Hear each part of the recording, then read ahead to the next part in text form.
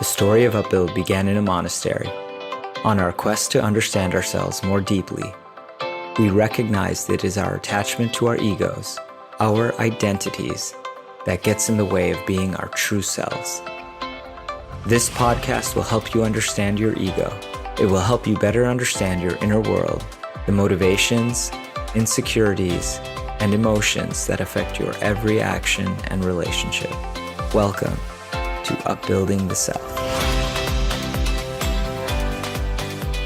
Hello, everyone. This is Michael Sloyer, and I am here with two of my partners at Upbuild, Rasanath and Hari Prasad. And the two of you are not only my partners and two of my closest friends, but you are also what I would consider conversation experts.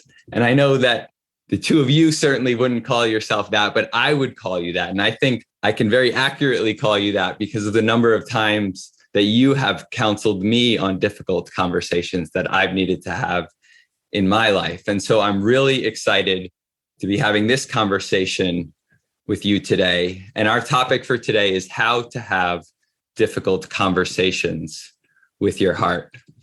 And as I was thinking about this question earlier, I realized that the answer is actually in the question, with the question being how to have a difficult conversation and the answer being with your heart. So we're already giving away the punchline a little bit here, but there's so much to explore here. What does it really mean to have a difficult conversation? What are different types of difficult conversations?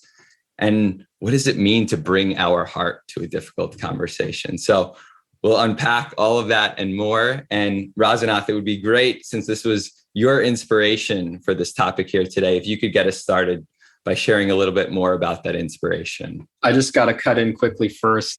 Thank you for that very, very sweet introduction, Michael. I definitely don't think of myself as a conversation expert. You nailed it on that point. But it was very touching to then look back on our conversations together and the way that you are taking that and just the spirit that you expressed is very moving. Thank you so much. Yes, thank you.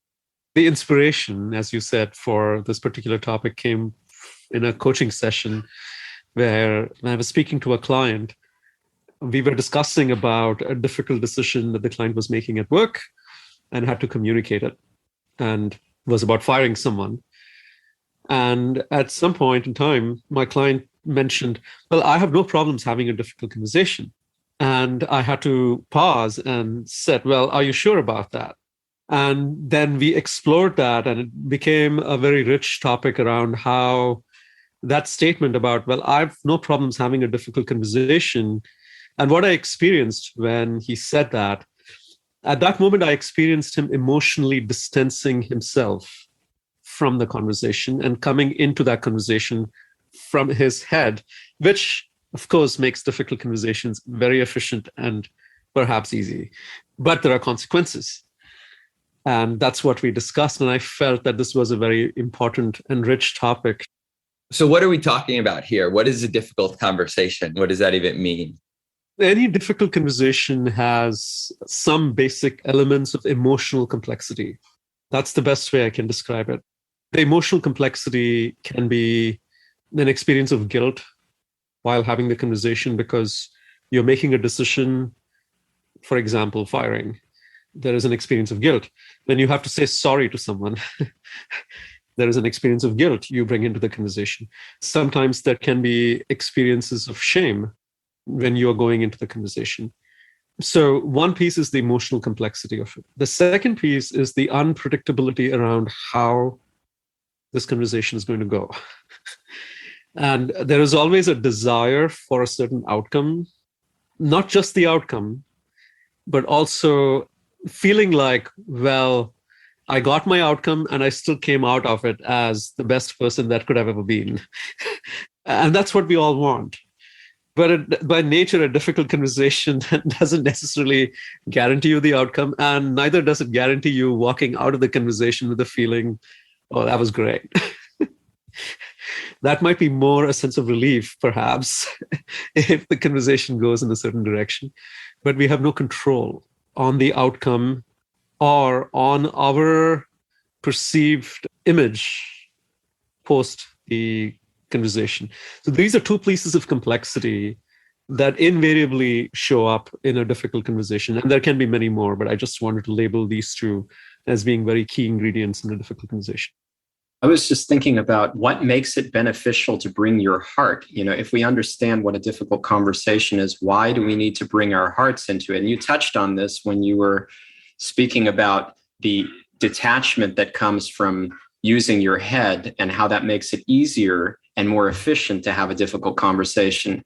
So why should we not just go with that if it's easier and more efficient and it may bring the outcome that's desired anyway? Why are we discussing this topic in the first place? I'm sure you know why we are discussing it. So let's hear this from you. It was a rhetorical question in some ways. So Hari Prasad, please share with us, why are we discussing this? Well, I think we were speaking about earlier something which is very striking. And the idea is that, and I think, Michael, you expressed it so nicely, there is really no such thing as an unemotional conversation because there are human emotions on the other side. And if I'm very honest and attuned, there are human emotions in me. And the question is, what am I doing about that dynamic? So I can either ignore that or say, you know what? It's nothing personal. This is what I have to do in whatever context, whatever relationship, whether personal or at work. I have to express what I have to express. And I've sort of done my homework of removing my heart to make it easier. Or I can say, you know what? Emotions are demanding to be acknowledged. The fact that we have them, there's a reason for it. It's not a coincidence. It's not some flaw in our genetic coding. We have emotions for a reason. What are they telling us? And what do we do with them? And is it really so good to just cut them off for the sake of some kind of perceived ease? Or are we missing out on what truly matters when we do that? Yeah, I'm just thinking of times where I've had to apologize to somebody. This is probably most frequently the case with my wife because she and I live together, and I'm finding myself very often apologizing for various things that I have done. And there are times where I know that I've done something wrong, and I go into that apology, and my only focus is, how do I get things back to how they were before I did that thing? And I know it's the right thing to apologize. And of course, I view it as a very, very, very long-term relationship. And so, but when I'm not conscious, the only thing I'm thinking about is, how do I just get her to agree that she has forgiven me, and let's go back to how it was before. And so if you were to dissect that a little bit, what am I missing? What would be the effect of me being able to bring my full heart to that conversation? I can just say one thing off the top of my head is that you are subjecting yourself to repeated experiences of the same thing potentially when you don't bring your heart. Because what are people really wanting? Are they wanting you to sign on the dotted line, or are they wanting understanding? And there are studies that show the greatest human need really is that understanding. And empathy is the most healing thing we can offer. There's really nothing beyond it. The specifics will change from day to day. Of course, it's nice to have resolution on them, and it's important to deal with the specifics. But what is really driving behind it, what is the driving force, is a need to be acknowledged, a need to be heard, a need to be felt. That is coming from the heart. So if we divorce our hearts from it and we sign on the dotted line, or we figure out the right resolution, we set ourselves up for having that same thing happen in a different form, if not in the same form, again and again and again. Yeah, thank you for that. The other thing I wanted to say is the risk of going into a conversation without your heart in two ways. And there can be more, but two immediately come to mind, big things that come to mind. One is what it does to you as a person when you go into a conversation without a heart. It starts to become a habit, especially when you get the outcome that you want. And you feel like, okay, I can just repeat this and I can get the outcome that I want. What it does to us as a person is it makes us less of a person. And that is a big risk for our own humanity, without which we can't even enjoy the nice things of life, like true love, happiness. It all goes into the same space. It goes into the heart. Now, when we remove our heart from conversations, it's not like I'll say, okay, after this conversation, I'll bring my heart back. That's not how it works. Each time we detach ourselves from our hearts, there is a part of it that has or runs the risk of starting to become permanently detached from our being. What do we say to the argument that, hey, I compartmentalize really well, and as a human being, you have to be able to compartmentalize? And then take an example, right? As a surgeon, I can't be so emotionally invested in every patient I operate on. So similarly, as the CEO of a 500-person organization, there's only so much emotional investment that I can pour in, or that I really feel like I signed up for in this role. Like, the board asked me to do a good job and to come back with the right earnings and the right strategy. And of course, I need to make people happy, but why does that have to come from such an emotional place? I'm better off compartmentalizing. Thank you for bringing that up. I think we can empathize with the amount of emotional pressure that, especially in the context that you were talking about, leaders have to experience. But I think the same holds true for the example that Michael shared, which is you want an outcome and you can go into the conversation without having your heart. So to me, the challenge with compartmentalization is there's something called intentional compartmentalization, which means I can suspend my emotions, not in an ungrounded or detached fashion, but keep them away for the sake of really making something move forward, to have a conversation. Because sometimes the emotions can be so overwhelming that they may paralyze me from decision making or from even having or initiating a conversation that is difficult. So some amount of compartmentalization may be intentionally necessary for moving things forward. But here is the difference between intentional compartmentalization and unconscious compartmentalization. Intentional compartmentalization requires you to go and revisit it when you have moved things forward to understand, well, what did I put away? And how do I need to work through that? How do I need to own that? Whereas unconscious compartmentalization disowns the responsibility for those emotions. And many times we find ourselves, because of the overwhelm, not intentionally compartmentalizing, but unconsciously compartmentalizing, and then justifying that to ourselves and to other people that, hey, otherwise I wouldn't be able to operate. And while there is truth to that argument, I think intentional compartmentalization preserves the sense of responsibility, emotional responsibility, even as we are moving things forward. I think there's some words of caution that we need to take there. But if you think about the surgeon example, I would want my surgeon during the surgery to be able to check his emotions at the door so that he can really focus on what's happening. And then afterwards, if he needs to come out and speak to my family about what's happened, at that point, I would want him to get in touch with his heart. Because it's not just about him at that point. It's also about what are the emotions on the other side? What are these other people experiencing? And we can't have empathy for others if we're not also in touch with our own feelings at that point. We need to be able to discern the difference between situations that require it. Now, I think the words of caution are that we too often convince ourselves that what would be most effective in a conversation that really is emotional, and it might not be so emotional for us, but if it's emotional for that other person, that we convince ourselves that this is not a time where I should be bringing my full heart, where my emotions are required. And I think we're deluding ourselves in those situations.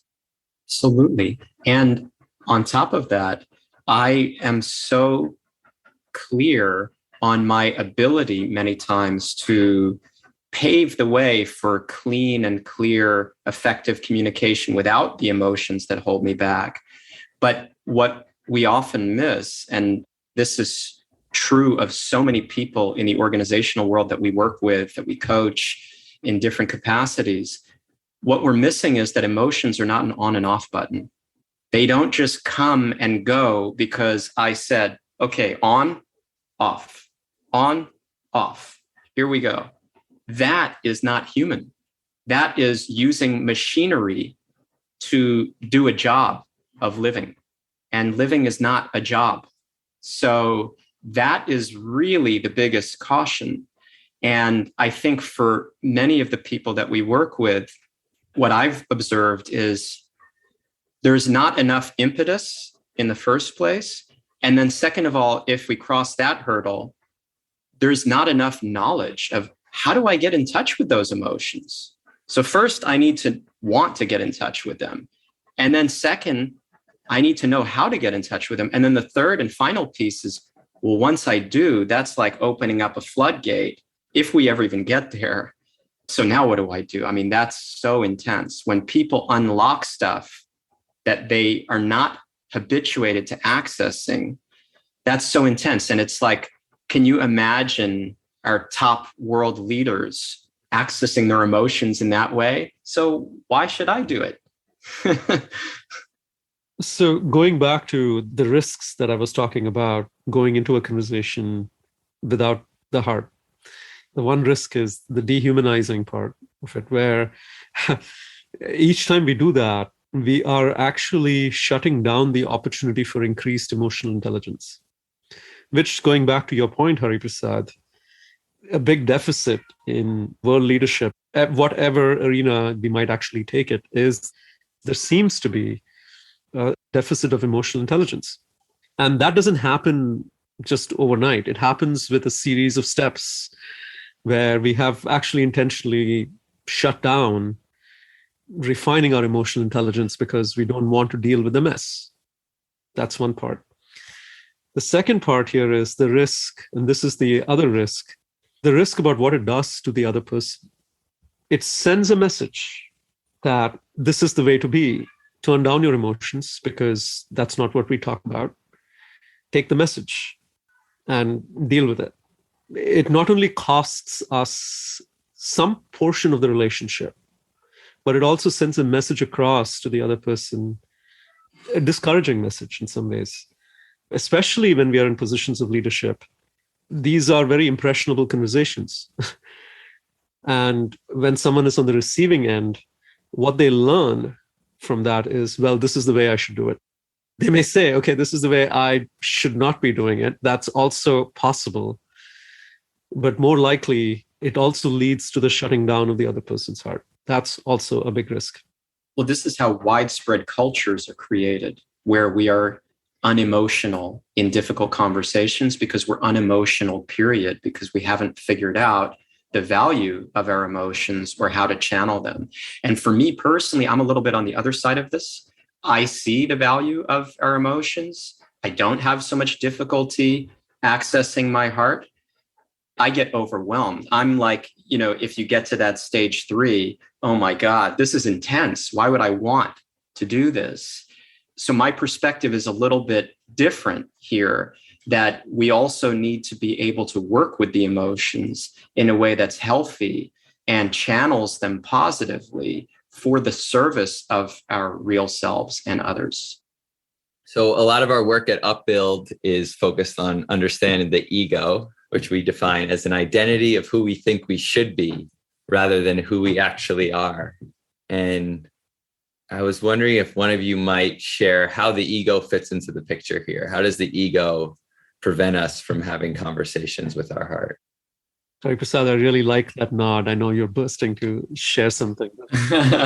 I'm just excited that Michael asked that question because that is the question of questions. Please. Thank you. Yeah, the ego is what makes us conform to an image. As Michael, you shared, we want to be a certain way. We want to see ourselves a certain way. And so we're desperate, we're hungry, we're aching to prove that we are indeed that thing, but it's a concoction. We decided, oh, this is what success looks like. This is what peacefulness looks like. This is what, and of course, you can put in Enneagram personalities.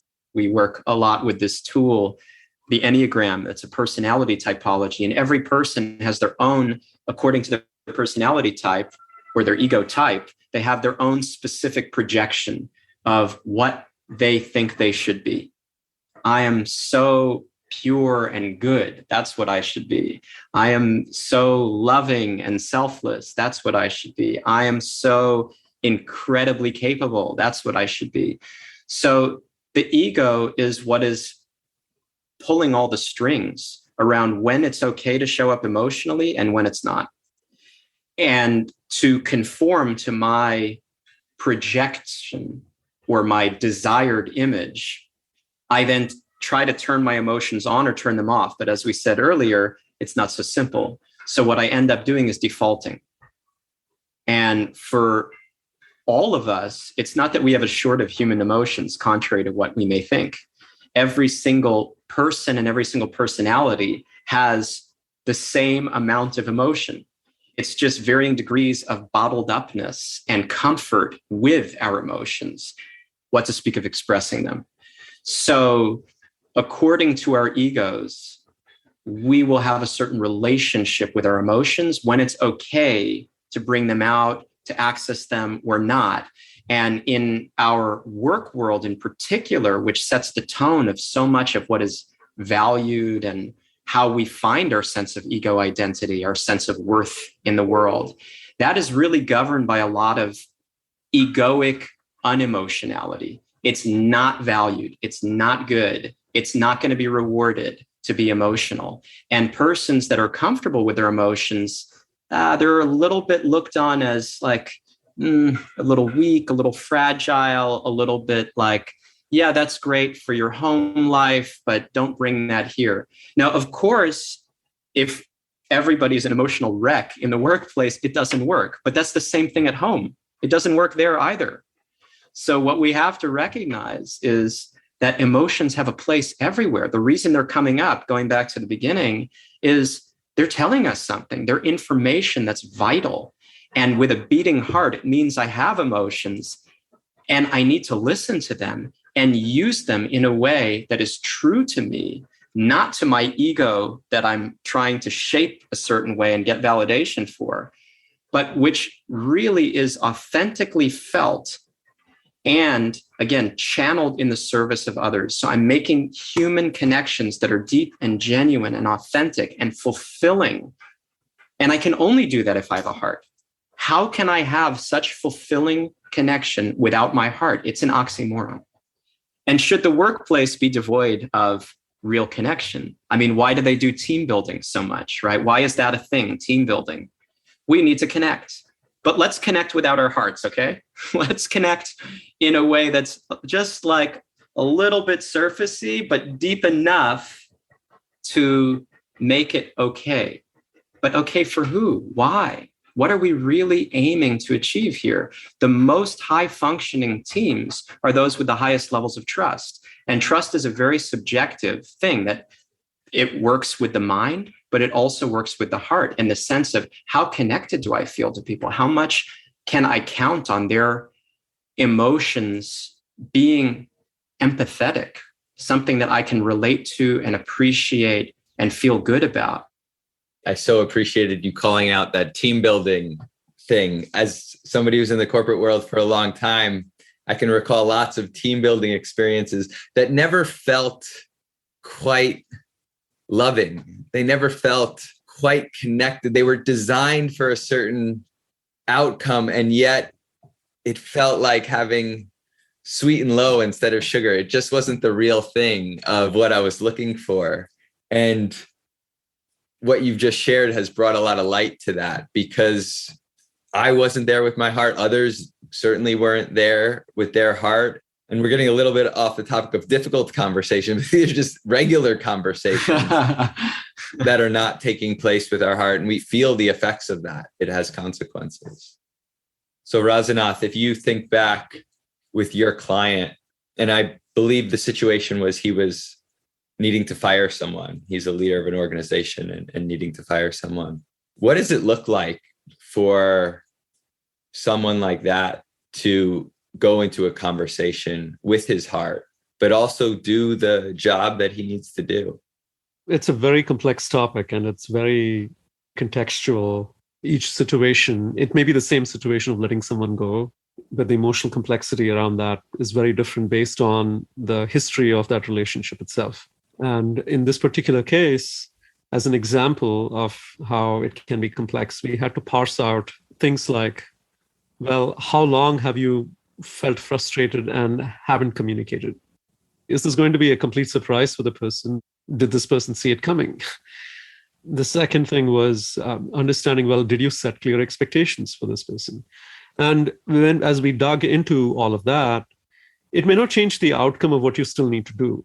But what we realized is going into the conversation, there was a certain owning of, well, I was responsible for certain things that I brought in, and I made mistakes here. And to be able to share that and still be able to say, but it's not working because trust has broken down. And we want for this to work for both of us, and to see how we have to go our separate ways. I feel very strongly about that. But I want to make this happen in such a way that I take responsibility for what I brought. And at the same time, I can also very clearly explain to you what you brought to the situation as well. That's just an example of, and in this situation, we had to dig in and understand all of that and bring in that tone to the conversation, which previously would have been, hey, this is just not working out. And you experience the awkwardness around it. Like there is guilt, but I don't know how to fully express my guilt because I feel like, well, then I will not have the power to do what I need to do here. So I just won't bring that to the equation. So somehow I just transfer all the responsibility on the other person, and it just leaves the other person severely scarred. And in this situation, I do know that the person, despite the conversation going to a place where it was as heartfelt as it could have been, the other person still felt scarred from it. So what to speak of, when it happens in a way where you're not even bringing your heart to the conversation, can be pretty detrimental. So it's not easy. And at the same time, for the sake of, as I said, the two risks that we run, our own heart, our own humanity, and what message does it actually send to somebody else? If we can very clearly understand the consequences, we will realize going into these conversations without our heart is actually not an option. I think what's coming up is that in order to have a difficult conversation with our hearts, which means the emotions that they carry, the heart is for experiencing and expressing emotion. We have to be in touch with our hearts. We have to be accepting of our hearts and our emotions in the first place. And it's really helpful to have positive environments where we can do that in a way that is more, I think, again, comfortable for people, as opposed to leading off with having a difficult conversation with your heart, because that's like advanced level in a way, you could say, right? And with the organizations that we work with, for example, I notice when we do a 360 or when we have a workshop or we're involved in coaching an individual or across the organization, consistently what I've seen is that those who have made the time and invested in creating a culture where we care about what you're feeling and we don't shun it and we don't say, yeah, but that's for the cocktail hour or something. That's for the after party. We care about you always. We care about what you're feeling unconditionally to some degree, as much as that's possible. Ideally, we just care about you unconditionally. Those organizations do really, really well, and they have loyal people that are so happy and inspired to do their best work. And so the same is true in a family setting, that when we don't talk about things, when we don't bring up our emotions, when we don't bring up what's in our hearts, or it's not really welcome, it leads to brokenness. And it's only a matter of time before people are stonewalling and or separating. So this is true of all walks of life. And what we need, again, to have a difficult conversation is certainly the heart.